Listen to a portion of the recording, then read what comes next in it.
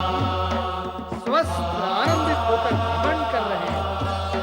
तुम्हारी प्रतीक्षा में समाधि में रहता तो तुम्हें दर्शन कैसे देता? कहो नारद, क्या समाचार है? वही जिसका आप निर्माण करते हैं, फिर लीलाएं रचाते हैं। इन रची हुई लीलाओं के कारण उथल-पुथल होती है और इस उथल-पुथल के कारण मुझे इधर-उधर भागना पड़ता है। इस भागने की प्रक्रिया में कुछ पात्रों के चरित्र प्रकट होते हैं और वही समाचार बन जाते हैं। अति सुंदर। अब तो तुम व्याख्या भी करने लगे। क्या करूं भगवान, मैं आपकी भांति लीलाएं नहीं रचा सकता, इसलिए व्याख्या मात्र करने का प्रयत्न करता हूं। नारद, तुम्हारी लीला से तो तीनों लोग प्रभावित होते हैं और तुम कहते हो कि लीला नहीं रचा सकते? भगवान, मैं इस समय आपसे चर्चा करने की स्थिति में नहीं हूं। आप केवल मुझे उस लीला का अर्थ समझा दीजिए जो आपने नर नारायण के साथ प्रारंभ की। क्या हुआ है उन्हें? मुझे पता है प्रभु, आप मुझे ही माध्यम बनाकर मेरे ही मुख से सुनना चाहते हैं। तो ठीक है, सुने। देवराज इंद्र ने आपके परम भक्त नर और नारायण की तपस्या पूर्ण करने के लिए मेनका और रंभा को भेजा है। क्यों? वे ऐसा क्यों कर रहे हैं? कौन से उद्देश्य पूर्ति के लिए वे ऐसा कर रहे हैं? नारद, इस जगत में जो कोई भी सत्कर्म अथवा दुष्कर्म करता है, उसमें उसका उद्देश्य अवश्य छिपा होता है। जो ज्ञान मुझे है, वो आप फिर से मुझे क्यों दे रहे हैं? मैं तो वो सत्य जानना चाहता हूँ जिसका ज्ञान मुझे न हो। मैं तो ये जानना चाहता हूँ, यदि देवराज इंद्र नर और नारायण को पीड़ित करते हैं, तो उसका परिणाम क्या होगा? जिस लीला में नारद संलग्न है, उसका परिणाम तो शुभ ही होगा। भगवान, आप अपने नाम के स्थान पर मेरे नाम का उपयोग क्यों कर रहे हैं? आप हंस रहे हैं और मैं नर नारायण के लिए चिंतित हूँ। चिंता की आवश्यकता नहीं नारद। नर नारायण में से ये वही नारायण है जो हर पल हर क्षण तुम्हारे मन और वाणी में रहते हैं। धन्य हुआ हूं मैं भोलेनाथ। परंतु मेनका और रंभा के नृत्य के चमत्कार का क्या प्रभाव होगा? होगा नारद, उसका प्रभाव भी होगा। परंतु भगवान, क्या होगा?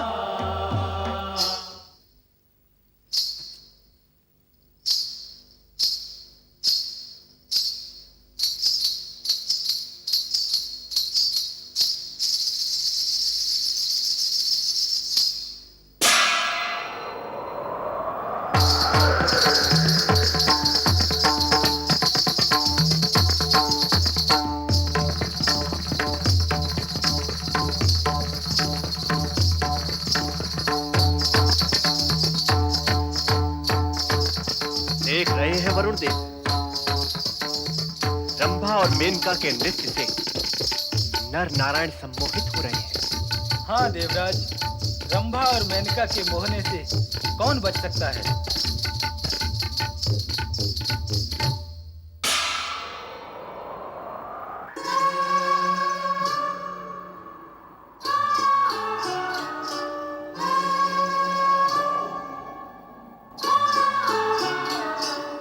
देखते हैं और कितनी देर तपस्या करते हैं ये दोनों। भैया नारायण, देवराज इंद्र ने हमारी तपस्या भंग करने की समुचित व्यवस्था की है, तो अपने तप की रक्षा के निमित्त हमें भी उचित व्यवस्था कर लेनी चाहिए।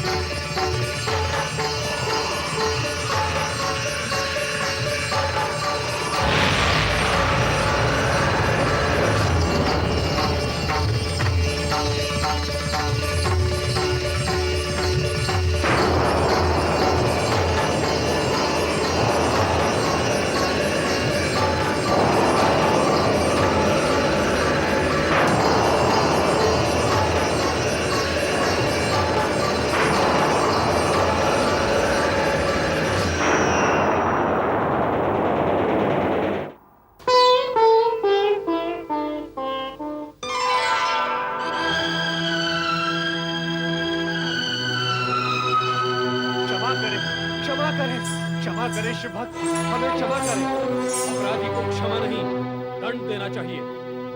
यही न्याय है। भैया नल, पहले इनके मुख से ये तो सुन लो कि ये किस अपराध की क्षमा मांग रहे हैं और क्यों। ये परम शिव भक्त, आप दोनों के घोर तप से भयभीत होकर मैं ये सोचने पर बाध्य हो गया था कि आप इंद्रासन पर अधिकार प्राप्त करने की कामना से ये तप कर रहे हैं। इंद्र, तुम्हारा दुर्बल मन अपने इंद्रासन के लिए सदा उन्हीं से भयभीत रहता है जो तुमसे अधिक शक्तिशाली हैं। और अब ये सिद्ध हो चुका है, हम अधिक शक्तिशाली हैं। शक्तिशाली होने पर भी हमने काम, इच्छा, मोह, भोग, सुख, वैभव, राजपाट सभी का परित्याग करके भगवान शिव के चरणों में जाकर भक्ति की कामना से अपना तप आरंभ किया। और इस पर भी तुमने अपने स्वर्ग की 2 श्रेष्ठ अप्सराएं हमारा तप भंग करने भेज दी।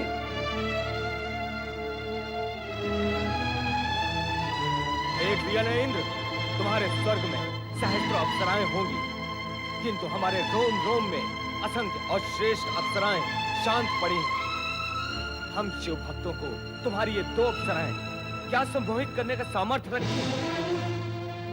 इंद्र, तुमने अपराध ही नहीं, धृष्टता की है। धृष्टता ही नहीं, दुष्टता की है। अब तो एक ही विकल्प है कि हम तुम्हें श्राप देकर पशु योनि में भेज दें और स्वयं इंद्रासन पर जा बैठे। नहीं भक्तराज, नहीं, ऐसा अनर्थ ना करे भक्तराज। यह अनर्थ नहीं, न्याय है। कब तक अपराध करते और क्षमा मांगते रहोगे?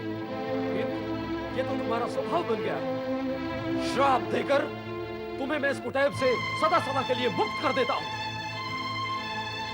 हे शिव भक्त, हम सब देवगढ़ की प्रार्थना है कि देवराज को क्षमा कर दें। तुम्हारा इंद्र देवराज कहलाने के योग्य नहीं है। ऐसा क्यों भक्तवर? ये प्रश्न स्वयं से पूछो वरुण देव। इतना दुर्बल, इतना भयभीत, कुटिल, विलासी, सुखप्रिय, अपने हित के लिए दूसरों का हित करने वाला देवराज होने के योग्य है? ऐसे राजा के संग देवता भी दानव बन जाएंगे और फिर साधारण प्राणियों की क्या दुर्गति होगी? भक्तराज, बनते हो स्वर्ग के अधिपति और गौतम ऋषि का रूप बदलकर उन्हीं की पत्नी के साथ काम के वशीभूत होकर छल करते हुए तुम्हें लज्जा नहीं आई इंद्र?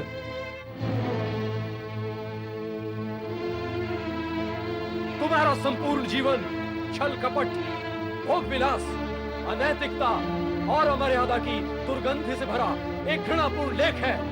और तुम देवराज हो। लोक कल्याण के हित में यही उत्तम होगा कि हम तुम्हें शाप देकर जड़ पाषाण बना दें। ठहरिए भक्तराज, ठहरिए। मेरे छोटे से अपराध के लिए मुझे इतना भयानक दंड मत दीजिए भक्तवर। दंड की मात्रा अपराधी नहीं, दंडदाता निश्चित करता है। तुम्हें पशु, मूषक, स्वान अथवा गर्दभ बना भी दिया जाए तो भी तुम निर्दोष प्राणियों का हित ही करोगे। इसलिए तुम्हारा जड़ पाषाण बन जाना ही उचित है।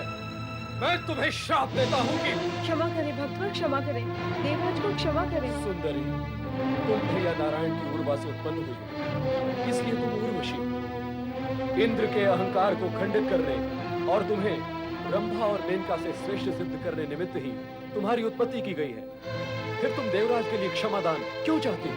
भक्तवर, ये देवराज होने के साथ साथ कला के प्रशंसक और रक्षक हैं।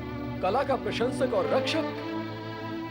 इतने निकृष्ट विचार वाला, जो अपनी श्रेष्ठता की मानता के लिए इतनी दुष्टता पर उतर आए। मैं आप दोनों से देवराज को क्षमा करने की प्रार्थना करती हूँ। भैया नल, श्राप देकर तपोबल को क्षीण न करो। उर्वशी हमारी शक्ति की विजय की प्रतीक है, इसकी प्रार्थना स्वीकार करो। भैया नारायण की आज्ञा शिरोधार्य।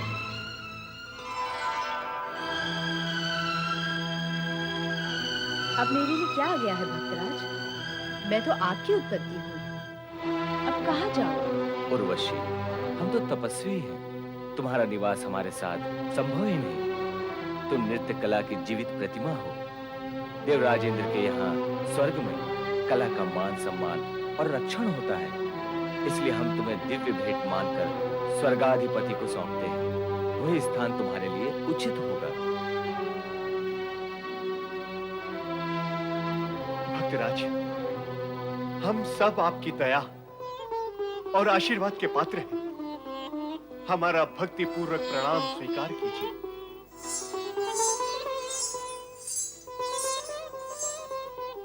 आओ उर्वशी।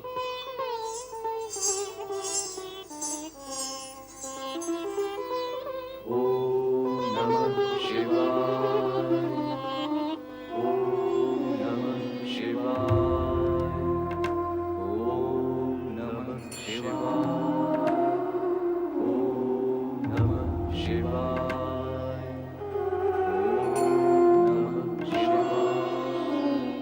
ओम नमः शिवाय।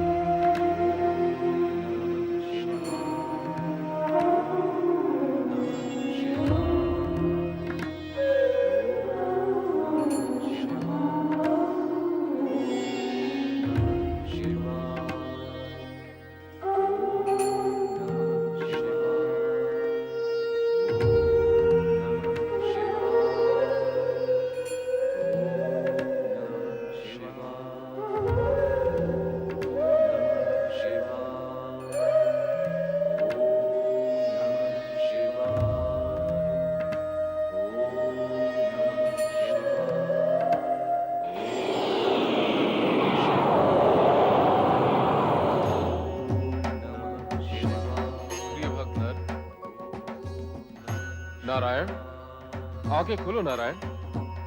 हे भगवान, उठो भगवान।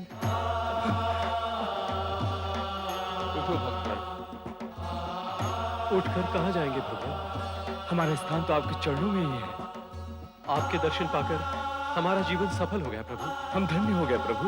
जीवन की सफलता और धन्यता में तुम दोनों की तपस्या, समर्पण, निष्ठा और भक्ति ही मूल कारण है। मैं तुम दोनों से प्रसन्न हूं।